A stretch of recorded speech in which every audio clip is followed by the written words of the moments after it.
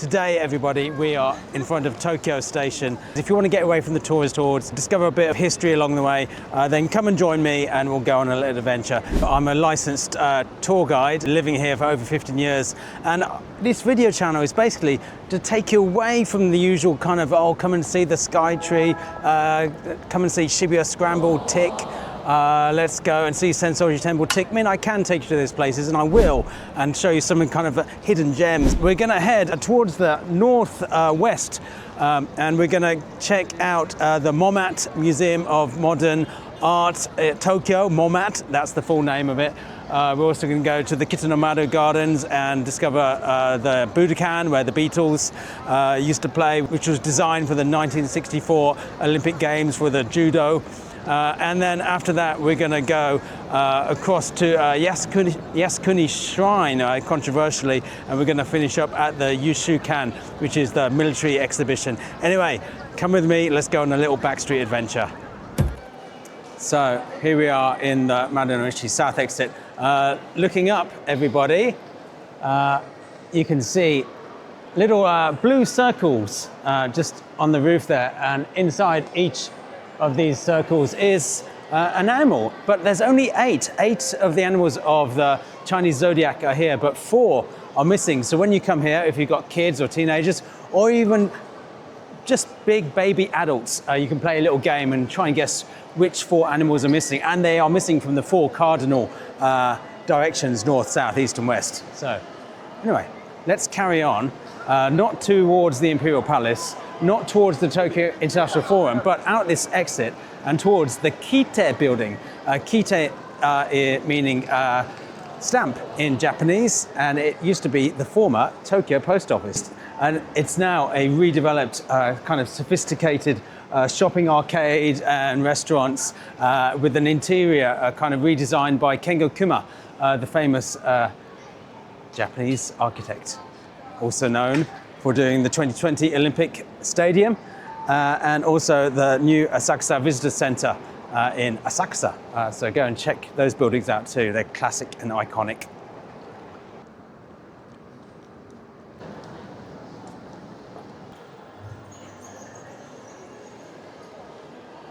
So this is the Kitte building, everybody, with 1, 2, 3, 4, 5 floors with which to explore all the shops, kind of high-end, a bit more sophisticated shops. There's also a basement area as well, and lots of great restaurants and a particularly good ramen shop here as well. So yeah, please do come along and check out the Kitte building, especially if we go up to the 6th floor and there's an expansive view over Tokyo Station.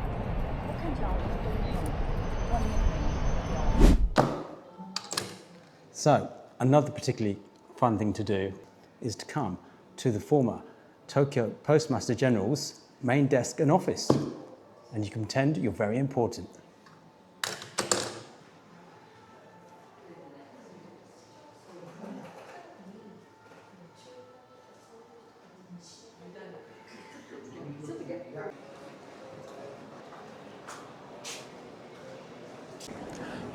Another little hidden gem or treat for those who are coming to the Kitte building is this Intermediatech, which is kind of a museum run by the Tokyo Post Office and the University of Tokyo. And inside there's just a whole plethora of curiosities. Again, we're not allowed to film inside of here, but do come along. It's definitely worth a look. And especially if it's raining, get out, or if it's hot, get out of the heat and kind of explore something a bit different away from the tourist hordes. So I'm actually a licensed guide. I have a certificate and everything, which I did in Japanese. And also I just go to where the source is. That's how I know all the secret routes, and I usually check what the locals check, which are these like Tokyo walking maps, which take you around all the back streets and tell you lots of interesting historical facts and fun things to know. Problem is, it's in Japanese, but luckily I've also passed my Japanese exam many years ago. So anyway, let's go on. Let's continue our little journey.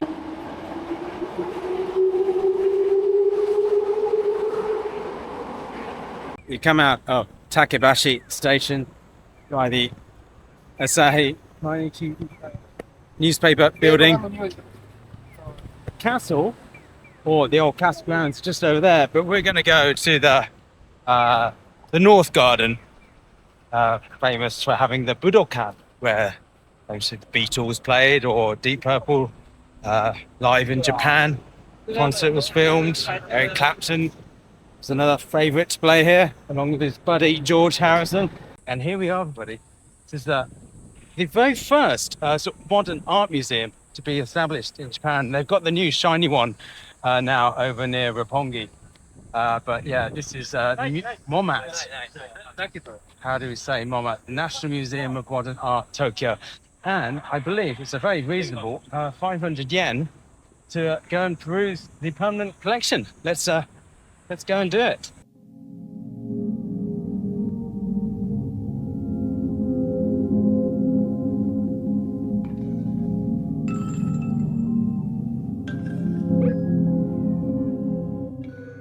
So, there was no filming allowed in there, but I must say, 500 yen, it was absolutely excellent. They explain all the kind of modern art straight from the Meiji period, right through to the Showa period, and then during the war, and then post-war, there's like abstract stuff in there. There's like early stuff which is based on the Western painters, and there's photography and some sculpture. It's just yeah, really good value for money. I totally recommend it.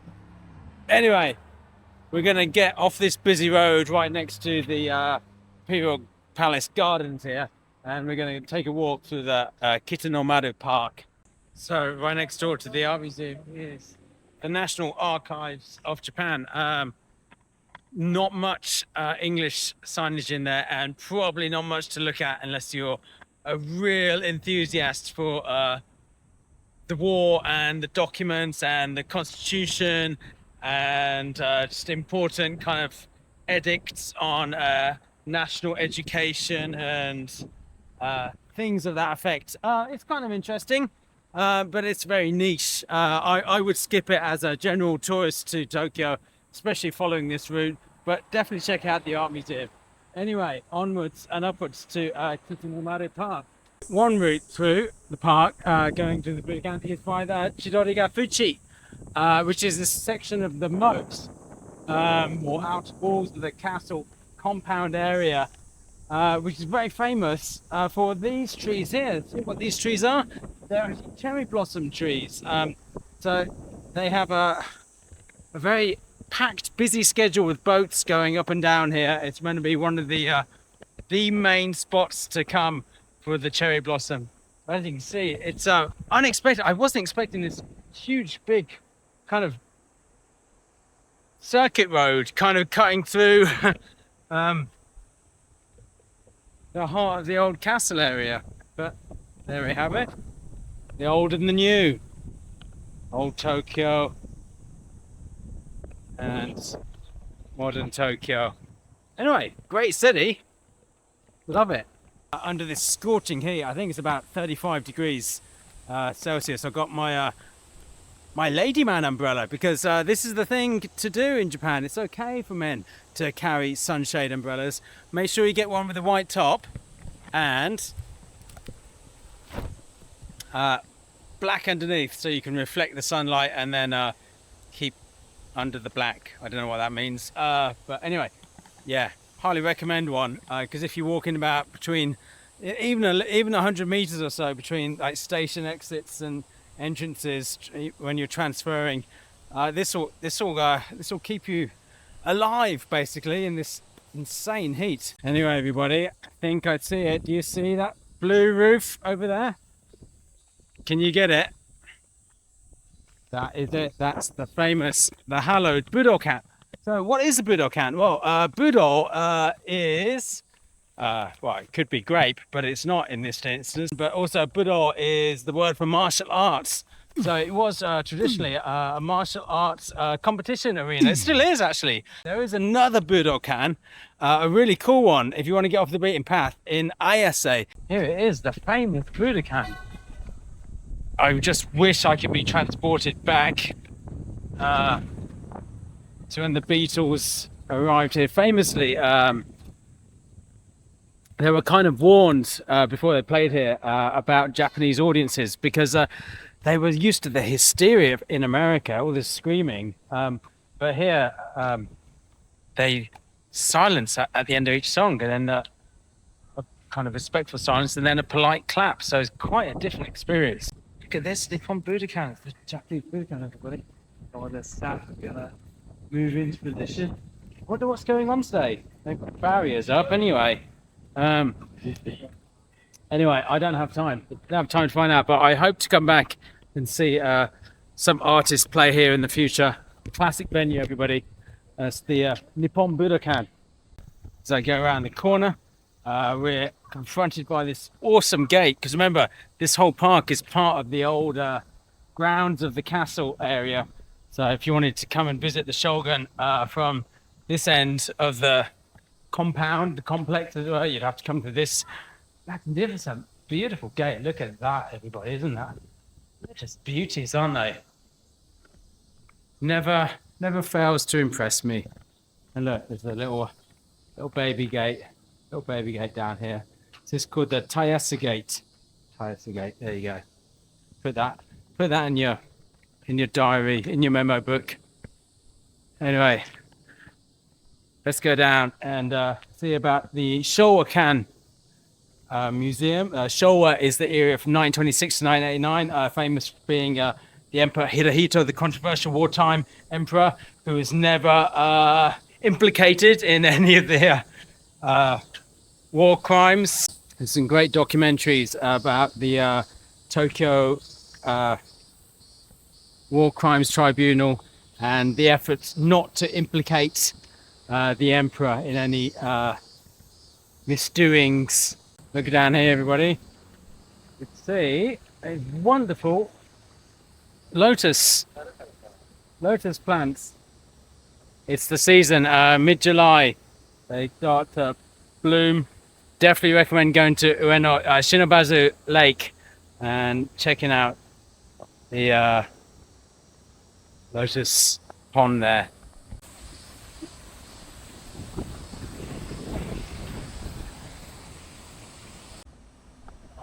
Anyway, if you come out Kudanshita subway station, the Tozai line, Hanmon line, the Shinjuku line, you can get here to the back of the Kitanomaru garden area. And this amazing, strange structure here is the Showakan. So as I was explaining, the Showa is the era from 926 to 1989, and people have kind of a lot of nostalgia for it, that pre-war and then the post-war revival. And kind of like good old days. I know nostalgia, not always good old days. A lot of hardship and strife and nationalistic rhetoric. But anyway, this is quite yeah.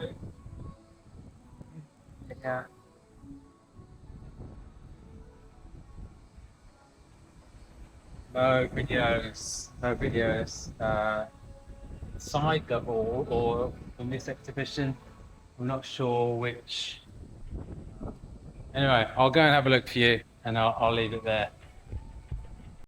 So again, it's very interesting. They got this wonderful display, really amazing photographs of like the aftermath of the bombings on Tokyo, and pictures of the emperor actually going around visiting his subjects.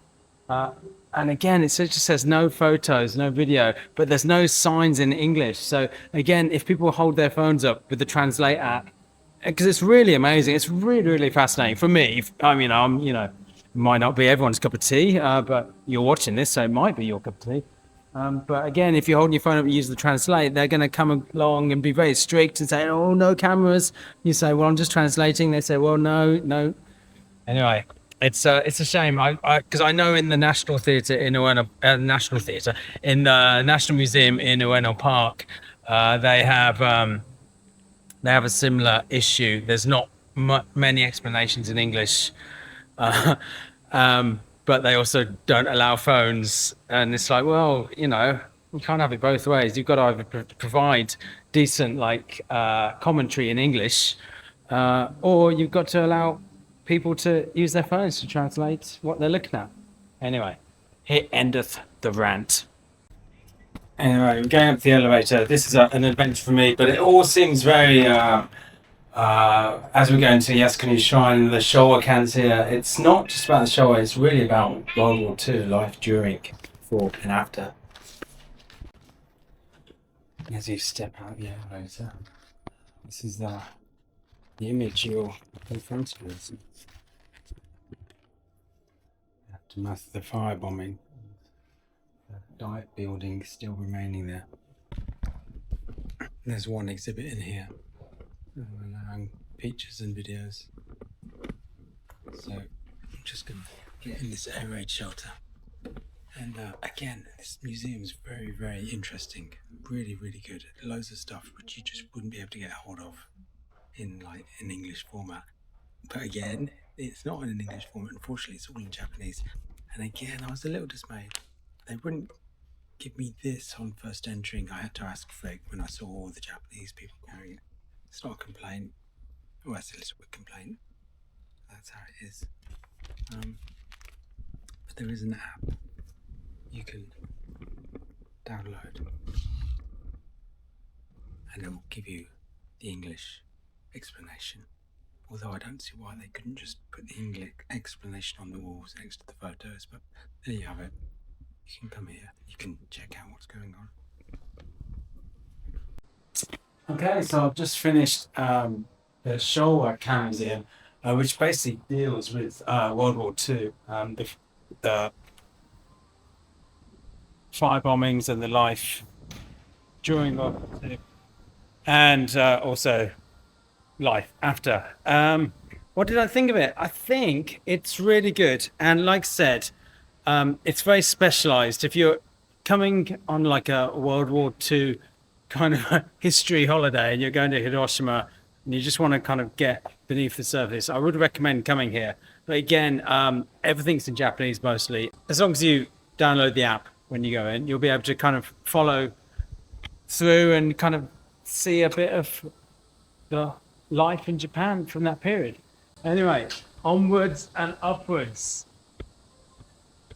Never let a sleeping dog lie. What does that mean? No idea. Anyway, going to Yasukuni Shrine. Well, one thing I did find out is that all these big slopes of the moat which surround the castle after the war, they actually made little rice paddies, like tiered rice paddy fields out of them. That was an interesting photo, which I couldn't take a picture of, unfortunately, because they just wouldn't let me take any photos or documentation in there. So you just have to use your imagination, and maybe if you're on a tight schedule, but you're particularly interested in the wartime history, check it out. So here we are on the approach to Yasukuni Shrine, which is the controversial shrine, which consecutive prime ministers and leaders of Japan come to pay respects to the war dead, which includes convicted war criminals. But it was actually built just to as a memorial for all the war dead in all the wars. So it does upset certain other nations, the fact that they the elites of this country come and pay their respects here. But it is what it is. I'm not here to pass judgment on it. I'm just here to show you what's what. Come, let's go to Yasukuni Shrine. So my first time to Yasukuni Shrine, I've kind of been putting it off just out of principle more than anything else. But as you get older, you become less set in your ways, or more set in your ways, I don't know. But you become more tolerant, lenient, more curious, inquisitive, more staid, I don't know. So you have to cross this little road bridge, I'm imagining, and I'm thinking this must be the main way into Yasukuni Shrine. I imagine most people visiting this place are going to be Japanese, so I'll be following their protocol. Seems to be a lot of signage up and wow, my god, look at that, everybody. That's a very big Torii gate. I wasn't quite anticipating that.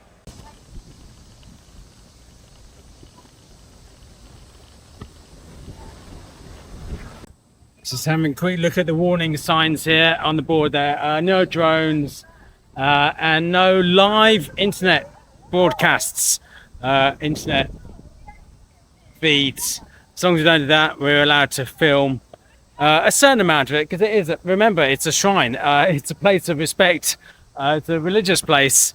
So I'll play it by ear, but I was trying to show you a little bit. And again, I haven't been here before, so we're kind of discovering it together. So there's a handy map here. So this was the big Torii Gate, which we see just there. That's the Daiichi Torii, and then the statue of Omura Masajiro. So I did see the southern entrance in here, so I saw some people coming in this way. But yeah, we're going to go to the second Torii Gate, the water purification where we purify our hands, and then into the main gate and into the Haiden and Honden. Haiden is basically the first kind of building which you can go up to and pay your respects, and then the Honden is the building behind, which you always see but you can never quite go into, and that's usually where the Shinto priests are kind of doing ceremonies and what have you. And then after we've explored this here, I want to go and visit the Yushukan, which is the kind of military museum, and I want to kind of check out what they've got displayed there. Again, I'm not anticipating there being many explanations. I've been here too long, too many explanations in English, but we'll see. We'll see what they've got for us.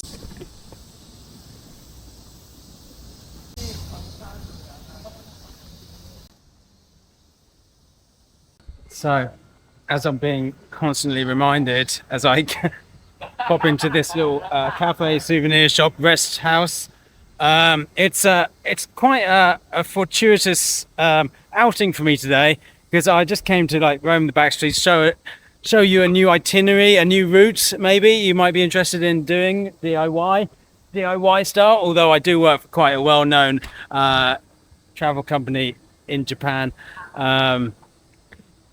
And I do have a license, by the way, from an authorized Japanese agency to lead tours. So I do kind of know what I'm talking about some of the time.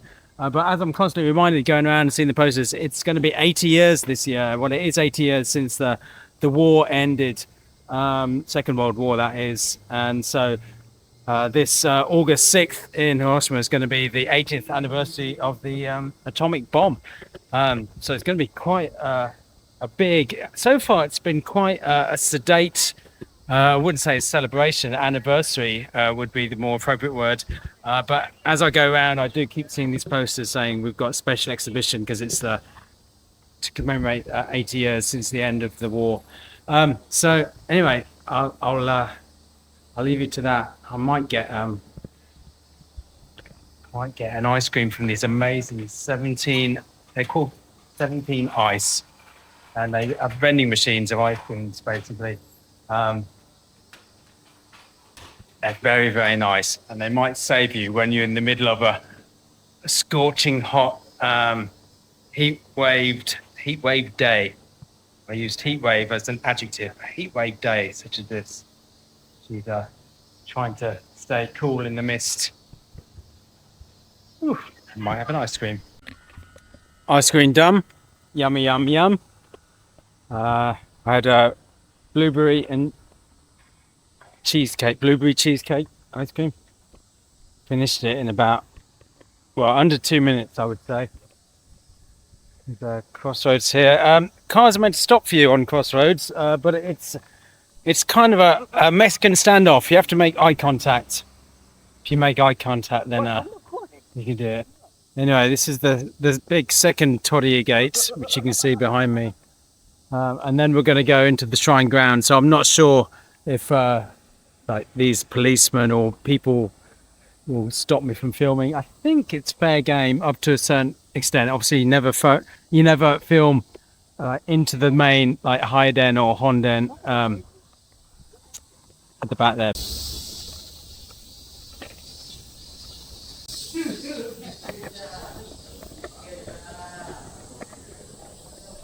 We're going up to the main Haiden now, so I'm probably going to stop filming And again, it's not so many people here today. I think it's a case of mad dogs and Englishmen, if you know that saying, only go out in the midday sun.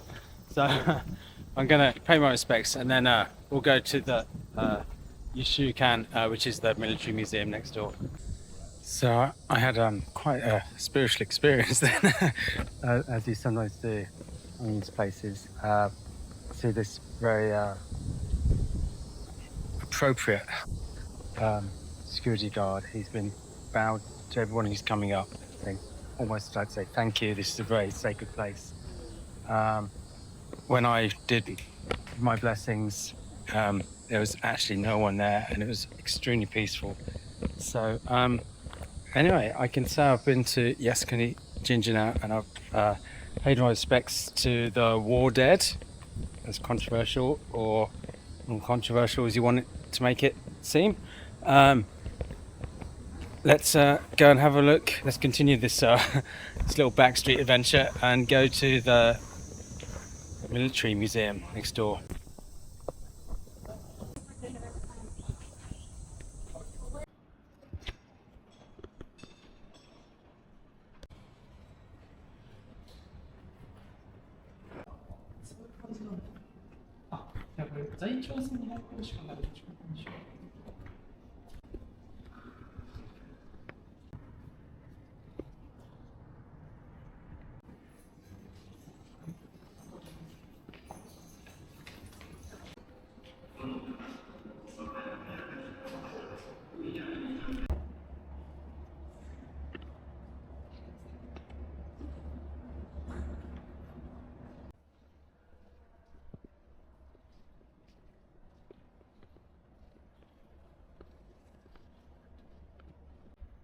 So, what's my opinion of the Yushukan, the military museum? 1,000 yen.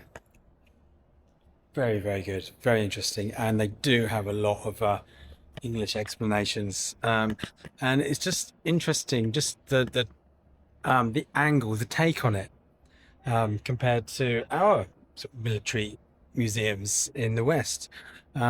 Especially when they're kind of in the first room you go to on the second floor, where they're explaining the downfall of the shogunate and the rise of the imperialist supporters and reinstating the emperor in 1868. It's quite interesting how they kind of build up into that with their narrative here, saying that the Western countries were kind of encroaching into Asian territories, the British in India, Malaysia, the French, etc., etc., the Dutch.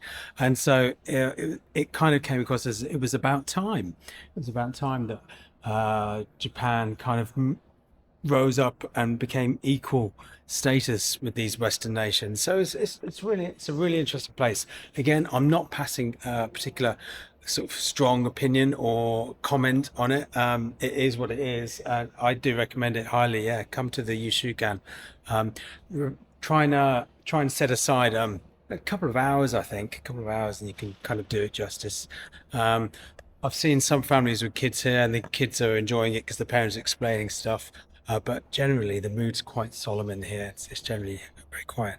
I'll better be quiet now because I'm probably annoying other people's peace, and focus on the exhibits and the artifacts.